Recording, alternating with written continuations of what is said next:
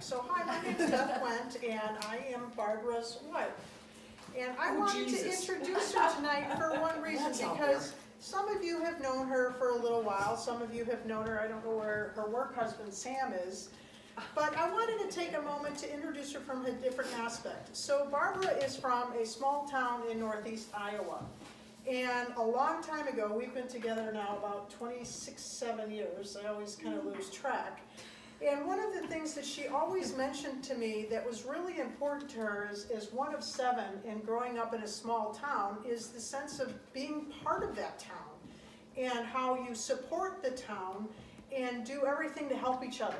And matter of fact, you know, she would make a stop for kids that were selling lemonade in the neighborhood, and if we were going to buy furniture, or we were going, you know, first together buy our big purchase things, we bought them in town because she said, that's where you do your business, is in the community that you live.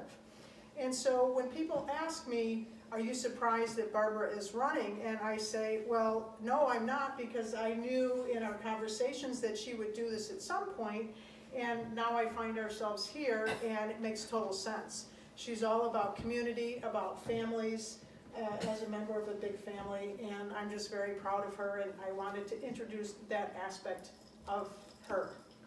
So, thank you, honey. Okay, you're right. All right, so now that I've been outed, one of the things that I think we all keep getting asked is, why are you running? And I didn't have a pat answer for a long time. And I've thought about it, and I'll tell you why I'm running. I'm running because of people like Diane McGuire, and Deb Pierce, and Diane Hewitt, and Holly Hootman, and Beth Went, and people who stood up after an election and said, we need to do something. And we came together, and though I have gone to Anderson's bookshop many a Friday night with my child, because you could sit in that chair and fall asleep, but they could play with that train. The best. I didn't have the opportunity to meet Becky until Diane McGuire said, we're signing postcards downtown at Anderson Bookstore, be here, blah, blah, blah. And I went, okay, we're going. It's these women that have run for office. It's these women that have moved forward and said, we're not going to just sit back any longer. That's why I'm running. Because we need more women to step forward. We need more people that will run for office, like Sadia Culver, Dawn Dessart, Laura Elman, Ann Stava Murray. All these women that stepped up and ran and got elected. And in meeting Becky and in dealing with that, she has inspired me. She is a beacon out there who's treated people fairly, wanted to represent her community, and wanted to do it in the right reasons in the right way. So Becky Anderson's a large reason that I'm stepping up. Because Nancy and I discussed it one day, and I said, Nancy, you should run for city council. And she went, all right. And I thought, oh, that was easy. But if Nancy's running, maybe I should step forward too. It is not simple. Yes, I love politics. I've been a Democrat all my life. But you couldn't run in the 1980s or the 1990s as a gay woman. You couldn't do it. And then once I met my life partner, we decided to have kids. And I've got my eldest right here, James. And you have to make a decision in your life to keep your head down, do your job, not pay attention to yourselves because you don't want to be outed. You didn't want to have people know that about you because you didn't want your family to be in any way pulled out. There were little battles. We moved to Naperville because it was inclusive. And yet in 2nd grade, I had a son who came home and said, they told me that I have to do a paper on my dad. And I said, you don't have a dad. And he goes, I told my teacher that, and she told me that I do, and I need to write that paper. And I thought, well, now I have to take on District 203 because they are insistent that my lifestyle isn't correct. I didn't want to have that battle, but it was little things like that. So I didn't want my kids, we've got 3 of them. They're older now. older now, and they can handle this. So now I can put myself out there. So I do it because of the women that have come before me and have had the guts to run.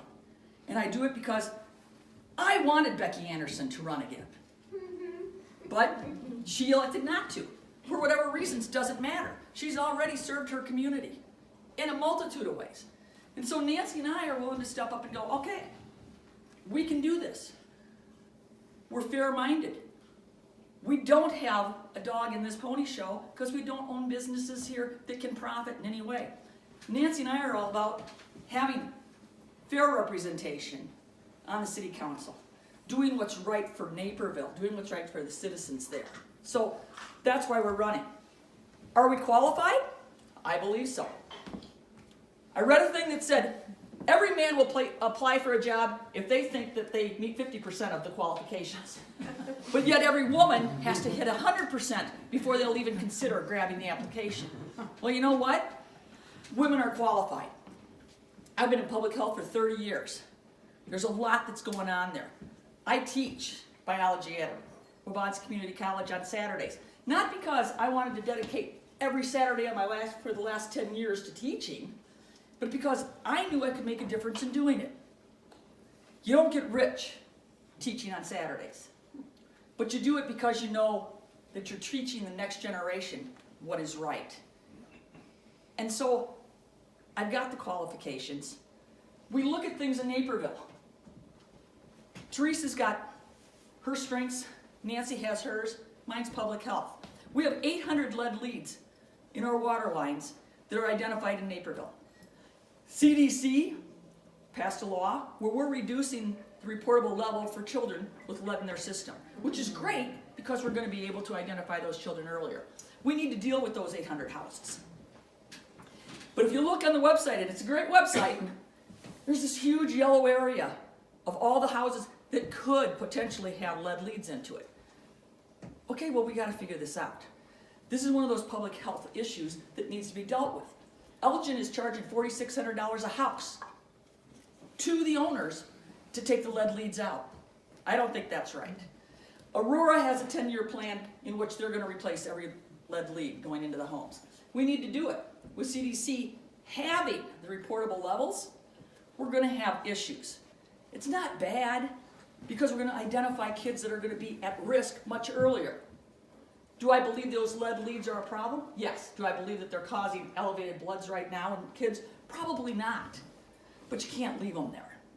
So that's where my specialties come in.